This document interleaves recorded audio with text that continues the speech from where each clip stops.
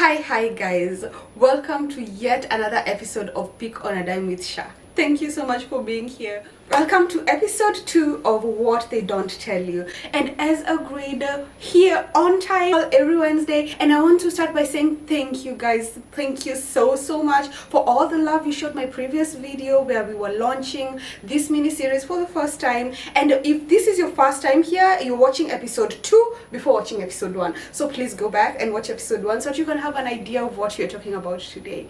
So again, welcome. If this is your first time, remember to subscribe, remember to like, remember to comment.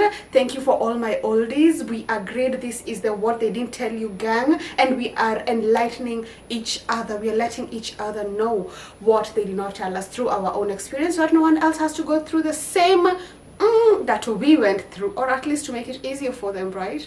Yeah, because at the end of the day, experience is the best teacher. So let's dive into today's episode. I'm sure you're excited because this topic has been asked for by so many people.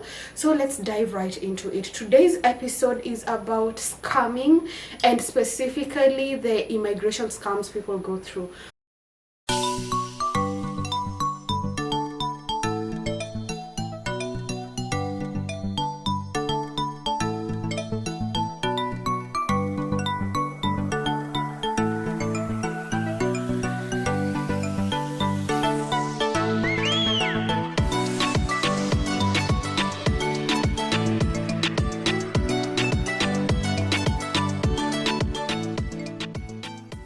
We are not going to just talk about scams. We're going to talk about how to not get scammed, right? Because the main thing, like we said, is to educate each other. So the purpose of this video is to let you know some of the things that you're doing wrong, that we have had to learn the hard way not to do wrong. So we are like a sister to a sister, you know, telling your younger sister what not to do. Stay tuned.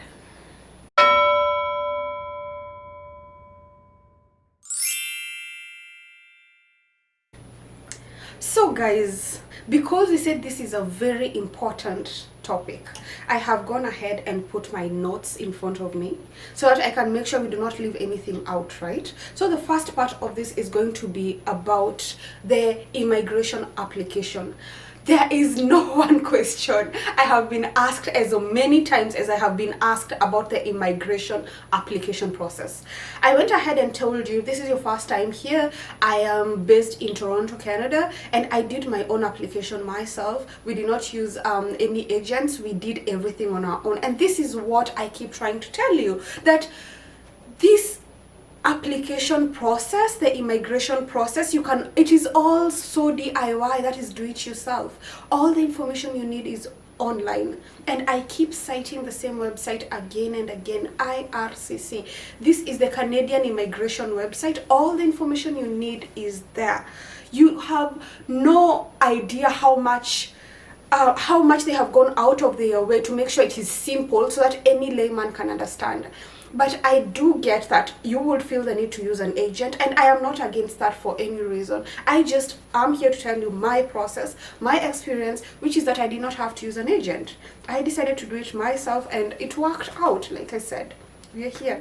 So I've gotten a lot of backlash of people telling me that just because I did it myself doesn't mean everyone can do it themselves. And like I said, I have nothing against using agencies, against using agents. Some of them do some really decent work. But if you are going to use an agent, at the very least, do your due diligence. Make sure they are registered. Make sure they know what they are doing. Make sure they have some kind of track record. Make sure that they are in the know of the current affairs. Do they know that we have a new president? By the way, prime minister, scratch that we have a new prime minister. Do they know the current decisions that are being made regarding immigration because of the new leaders that we have today, this time and age? Do they know the processes that have been closed, the ones that are being opened, and how often this is happening? Do they know the policies that are changing day in, day out? Do your due diligence, because these agents are not cheap. You have to pay a pretty penny for them to do for you a decent job. So at the very least, follow up. follow up and make sure that you're going to this agent from a point of information, a point of power, somewhere where you have done some research, you have some knowledge of what you're asking about. If you have to use an agent, go to the agent to find out about the pathways that are available to you, those that best fit your profile. Ask this agent difficult questions. Ask them, what do I need? Or I know I need this and this and this, but can I verify these documents? I know I'm supposed to do the WES. I'm supposed to send my documents to WES, but is this the kind of information they want? Let them work as, how would I put it best? Let them be your third eye. But don't just wake up and decide, oh, I want to immigrate, so let me just move to any, oh, so and so say they know an agent, and then you just go to and do your due diligence. And you will never be sorry for it. You'd rather be over-informed, and I don't think there is such a thing, but make sure you know what you're getting yourself into. Moving into a different country is such a big decision. You don't only have to invest money-wise, you also have to invest your time. So instead of making decisions you will regret, coming and crying about being scammed, I get so many messages both in my socials and in my on my private number, people asking me, I got this information, is this legit? I just go online and check, and I find that exact same information you're asking me about. I am not a lawyer, I am not an immigration officer, but I know to go online and verify some of this information before sending my hard-earned money to anyone. Sure. As I keep telling you, IRCC website, it is the holy grail for any for the Canadian immigration process. You will get all the information. They have gone out of their way to put it in such a way that any person who can read and follow instructions, if you're already in Canada, you already know about the IKEA furniture that you have to put together. I already told you guys that here you have to assemble your own furniture. The table I'm using, the seat I'm using, I had to assemble from scratch. The same way you follow those instructions, take this screw, put this piece, put piece B and C, same DIY process you do with immigration, and you will never be sorry. Can you even believe that they have gone out of their way to actually categorize these pathways one by one? For instance, the most asked about is the caregiver pathway. Do you know if you go to IRCC and just click, you can find the caregiver pathway? You will get all the information about when it was launched, when it was closed, what are the eligibilities for it, what you need, what you do not need. All the information is there. Even the requirements for each and every pathway is there. Another question I have gotten still on the same, like I said, I have nothing against agents. Some of them do some amazing work. Some of my friends came through them and they are here, they succeeded. But I have had more stories about those who have failed than those who have succeeded. That is why I am always pushing for you to do your due diligence before you go to the agent.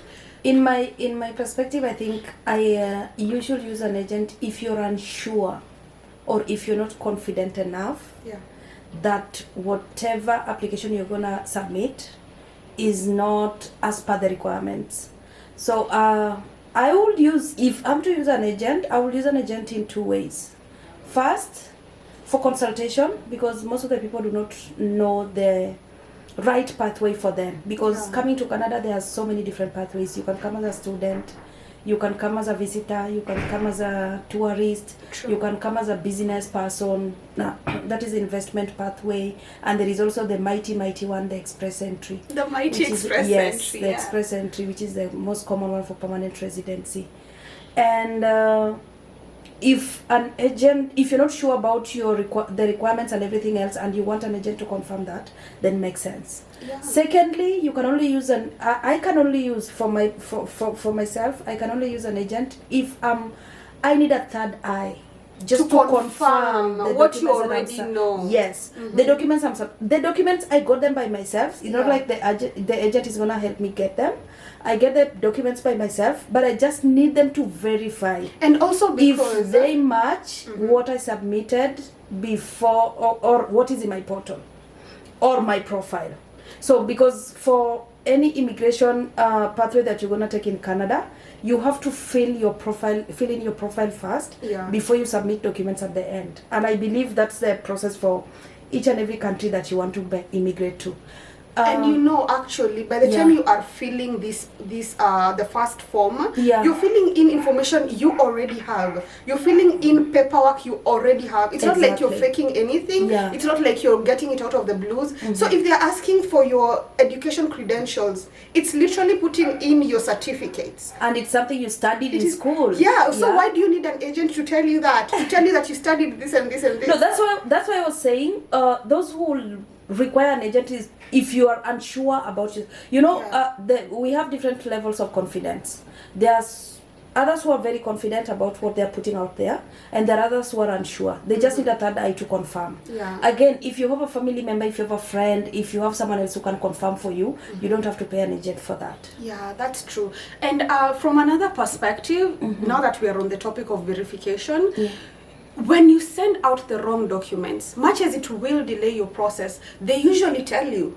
They tell you did this wrong, right? They tell you that this is in the wrong place. Yes, it will take some time because you'll have to receive the information for you to redo it and change it. But at the very worst case scenario, when you do something wrong, from my experience, we didn't feeling anything wrong, but from what I've heard from other people, you get these letters or these emails or this communication telling you that you filled this in the wrong place, this and this does not match, so you just redo it, right? Yeah, but the stakes are always so high with these applications. I won't advocate for you submitting something you're unsure of, because it takes resources. And by resources, it's time, it's funds that are being pumped in. It takes a village. They call it takes a village. It takes a village for you to submit an application for each and every pathway. You cannot downplay. You cannot say visit visa is so easy and I can just do 1, 2, 3. No. So I would advise that whenever you are submitting a document, you have to be sure about it. You have to be sure that they always say that you remove any doubt. Without a shadow of doubt. From a visa officer. You close all the loopholes because you do not know who's going to receive your application. You do not know the day and time that they're going to receive your application. You don't know the mood they will be in. The mood that they will be on that day. So just ensure that your documents or your application is watertight. Airtight? Just ensure that your application is airtight. To remove any doubt, because you might find an immigration officer or a visa officer who is not interested in sending you any information back. True. They'll be like, okay, this is misrepresentation, and they just decline your application or refuse your application because of a petty thing like a typo on your document. I won't recommend you submitting a document that you are unsure of. So do your due diligence. Do your due diligence. If you're not sure, give it to someone who can check. And that is where the immigration consultants, or they call them agents, come in. And this is the main reason I'm saying. Make sure the person you're consulting with actually knows more than you do. Exactly. You might be surprised that the person you're consulting with knows less than you do. Can you imagine the blunder you're doing, going through a whole night or all that time putting all your information together and then taking it to someone who will just overlook all of it and pretend to know what they're doing? Make sure it is an actual expert, someone who knows what they are doing. I feel like agents get a lot of backlash, but in my opinion, it's us who are going to them who should be getting this backlash. Because if I am coming to you with legitimate questions, you will know to do your due diligence in answering them, and you will know that I know what I'm looking for. I feel like we've talked so much about this, but I hope the point is home. In short, what they do not tell you is you can do this whole process by yourself. But what they also don't tell you is you need a third eye to confirm what you're doing. And it's okay if it takes you a bit longer, at least you'll be sure at the end of the day. And as you mentioned, if you want to immigrate to a new country, you have to put in the work. How can you not? How can you be ready to make such a big decision and not be ready to put in the work, the effort, the time? It's like we know that our life is in God's hand. It's like putting your life in someone else's hand. You have to make the effort, you have to do the research. Even if someone else is helping you with this, whenever they tell you that we need to do this and do this, you have to know beforehand When they're telling you that, you're just confirming what you already know, rather than telling you that these are the steps and you're not even sure, you're not even aware of the steps. And that is why you get to hear of cases where someone is conned or someone is just lied to by an agent because they did not do their due diligence, they did not do their research. That's true. Yeah. I really hope we have gotten this point home. I hope we have stressed enough and repeated ourselves enough for it to make sense, because that is just how important it is. And while we are still on that same topic, I feel like it's a bit ignorant to not ask for some of this information. I don't know if agents give you the credentials to your portals, because you know you need a portal during your immigration process, and I'm sure you know that your information is sent to your portal, but do you have the password? Do you know the username? Do you know the information that allows you into your portal? There are so many cases I've heard of. Unfortunately, I've gotten to hear so many cases in all these both successful ones and unsuccessful ones. And some of them you get to someone is complaining that their agent or the person they were talking to never gave them any information about their application. So you're like, why don't you just check in the portal? And they're like, what portal? You see where we are going back to due diligence now. So in case they didn't tell you, there is a portal, all your information is there, all the communication is done there. If by any chance your person who is helping you is too busy to log into your portal and check for communication, say you didn't receive any email, or maybe they are the ones who are in charge of your email, they did not have time to check your portal on time. Maybe there's some communication about something you need to add, maybe you even got your PPR, and you're supposed to be celebrating, but they have either been too busy to check your portal and give you that information, or maybe you're even having money issues. Maybe they are asking for more money, maybe you've gotten some kind of disagreement. Then this information does not get to you on time, because you realize all these things are time sensitive, including the communications that they give you, because they will tell you like submit more, like what, proof of employment within the next 7 days. The person helping you is too busy with so many other clients because they are successful. Of course, they are doing well. Or they're just busy making their own money, doing their own things. They miss that communication. And then they see it a month later. Do you think they will tell you? I'm just asking. I don't know. I'm just asking. Do you think they'll tell you? I've also seen cases where your application is rejected. Oh my, yes. Or your application is refused. But you do not get to know about it You're until still waiting 6 or 7 months later, when you're now insisting on what's happening, because the agent is very comfortable. You're paying them money. They're just waiting to receive the money. Once you pay them full amount, then they give you like 1 or 2 weeks, and then they relay the bad news. Oh my goodness. So in your mind, you'll think like this was rejected just 2 weeks ago. Yeah. And all this while, because whenever you submit an application, you start focusing in terms of your life, in terms of where you want to be based. So maybe your life is stuck, hoping that in the next few months you're moving to a new country, and whatever you're waiting for was already sent a while back, and you're going nowhere, unfortunately. Actually, I agree completely, because I remember during our application, your life gets stuck completely. Career-wise, you don't want to move because you don't know what is awaiting you.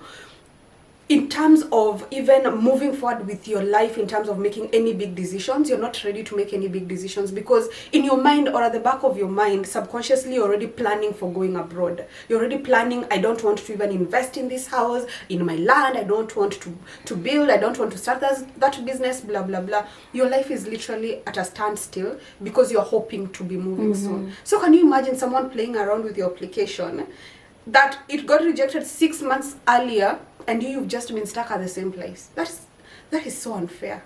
Or they identified an error in your application that was a result of the agent submitting wrong documentation. Yeah. Because like we mentioned earlier, the portal is very straightforward. They will tell you put your education credentials on this pot. Yeah. And then an agent puts proof of funds rather than education credentials. Or employment instead. So the visa officer will assume that document was not uploaded. Or it was the wrong document. Yeah. And in the letter, they will mention categorically that proof of funds was never submitted. An agent will never let you know if the mistake is from their end. That's true. Or they will take you round and round because you've not done your research, you don't have information about this. They will take take you round and round, telling you stories about IRCC messing up and there is a lot of restrictions, but the error is on their end. And you will never know. You will never know because you do not have the information. Speaking of having information and not knowing, well, we are on that same topic. There is such a thing that they don't tell you. They do. Another part of what they do not tell you, this is actually flowing, right, guys? So another part of what they do not tell you on that same topic is there's something called GCMS notes. What does GCMS stand for? Can someone Google it, please? I will try to put it down here. But if you know what it means, please say it, please mention it in the comment section because we are here to learn from each other. In a layman's perspective, GCMS notes is where case officers or the case officer or the immigration officer will note everything about your application. It is literally just in case, just in case you want to do some judicial review or you want to complain about the application, that you feel that you are given an unfair ruling or something, then you will refer to the GCMS notes. And those GCMS notes, as we said, please give us the full name in the comment section. That is where we are at right now. The fact that you've been told that is where all the history pertaining to your application is.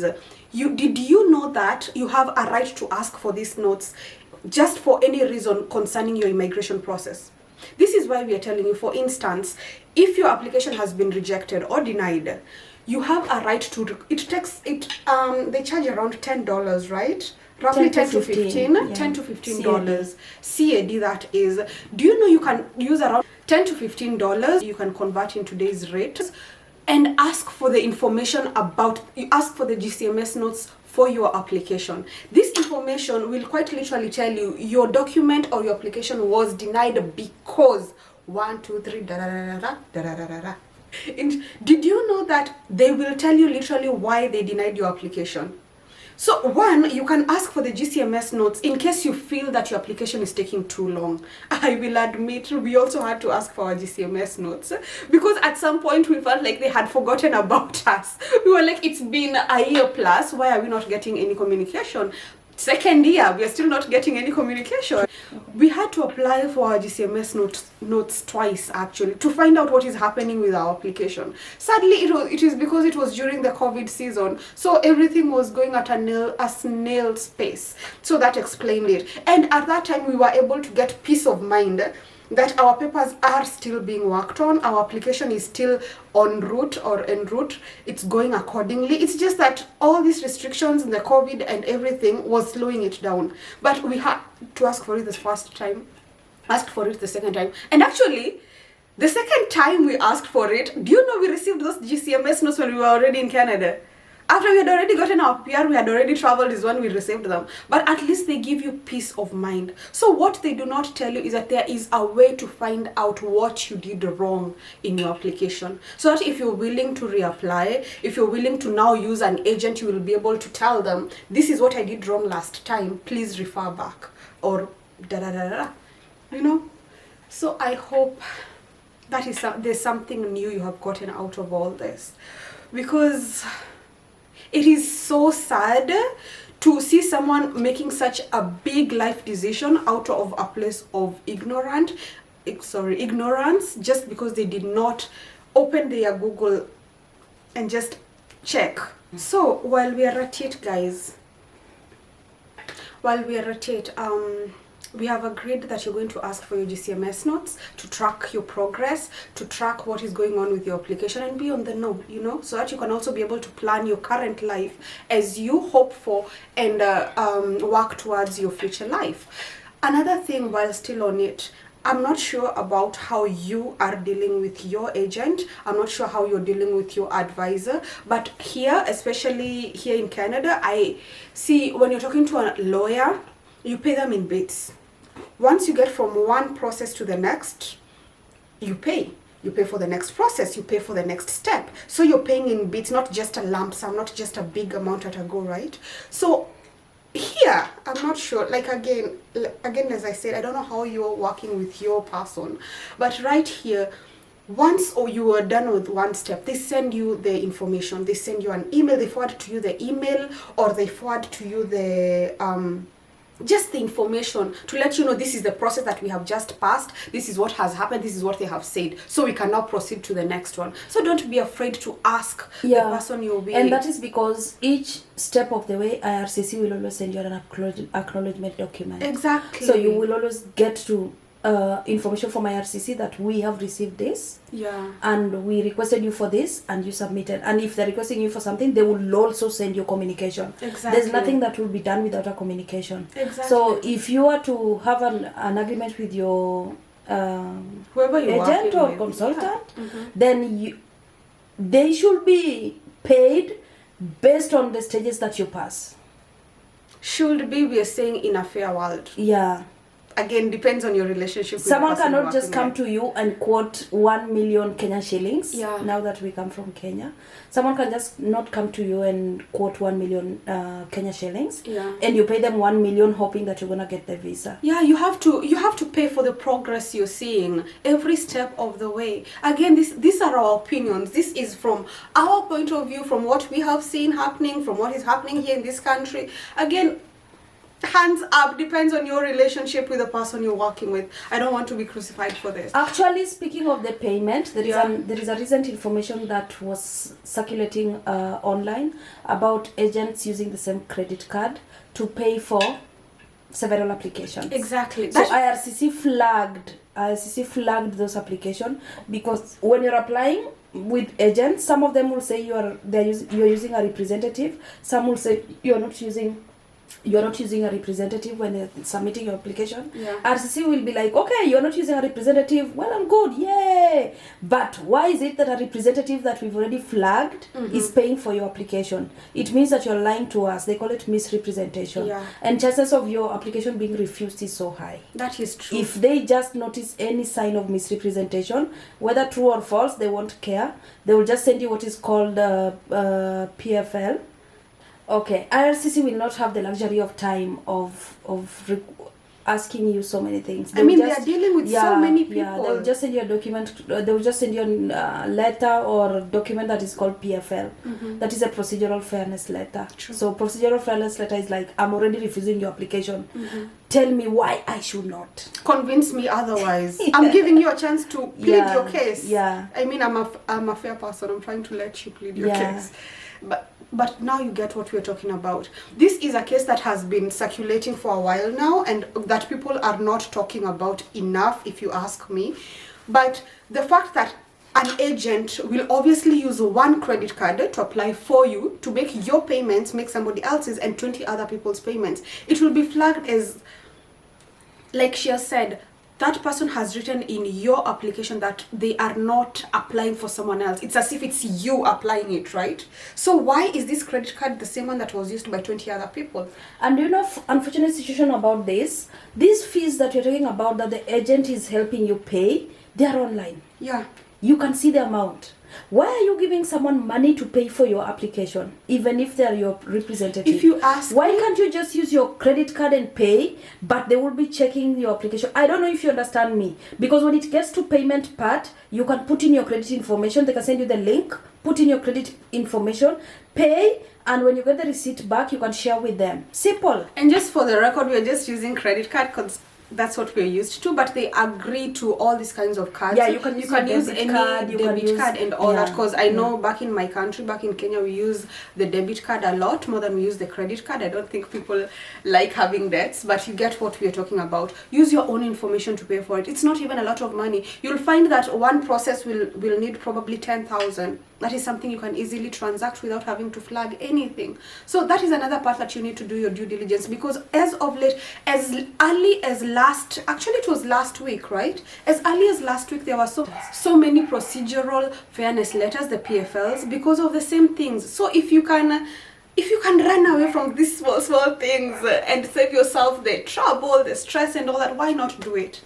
And now guys, all this information we're giving you, all this information we're telling you, like I said, I am not a lawyer, I am not an immigration officer, I am not learned in this particular field. I am not an immigration consultant, I am not a lawyer, I am not an immigration officer, but we have both done our due diligence. We have both had to learn so much about this process by either going through it or through the experiences of our friends and people around us. And where do you get all this information? One place that I cited was IRCC. That is where all the legitimate information is regarding your immigration process. But remember, the same way we are talking about this is the same way so many other people are talking about it. Go to YouTube. You will find all this information on YouTube. Speaking of information, another thing, what else they did not tell you? You can join so many groups out there.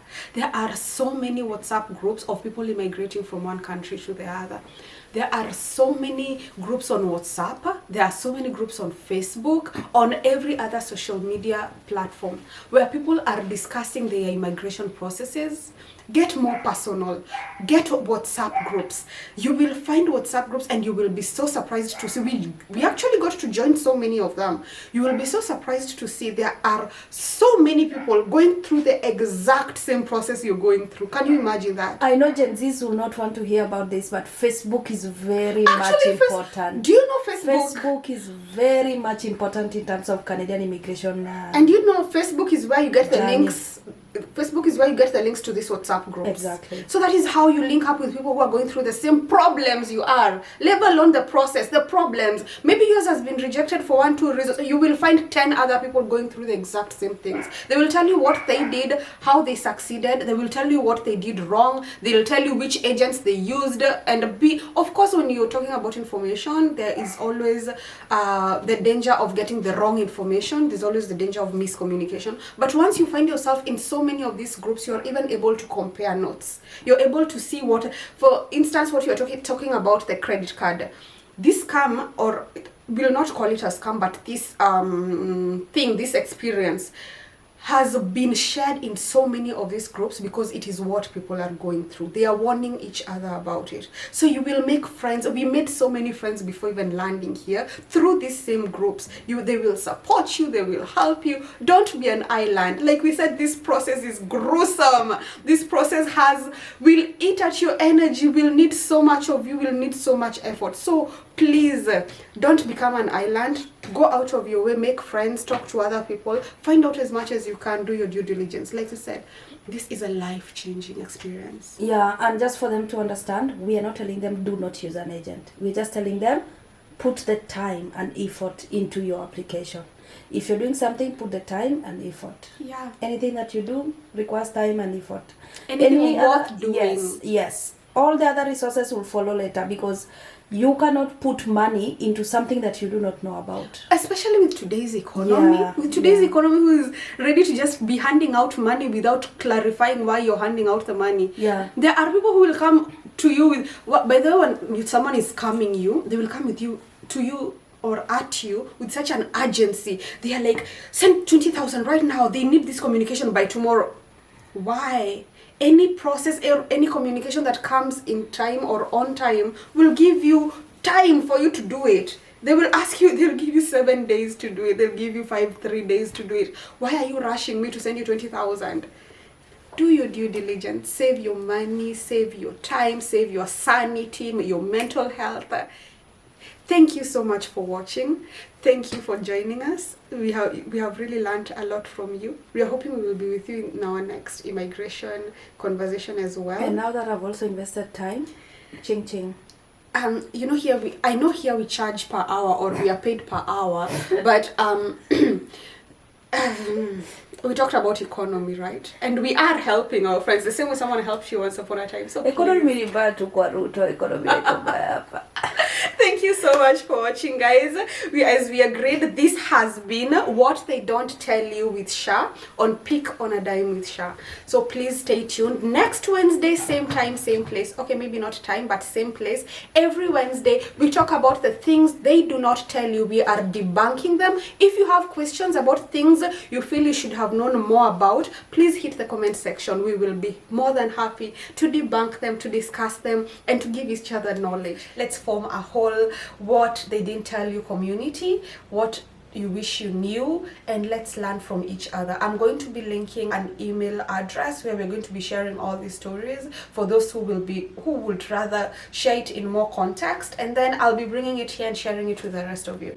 But you can mark my words, every Wednesday, and I am speaking this into being, every Wednesday we're going to have a new video talking about what they do not tell you. I love you guys so much. Thank you for staying tuned in.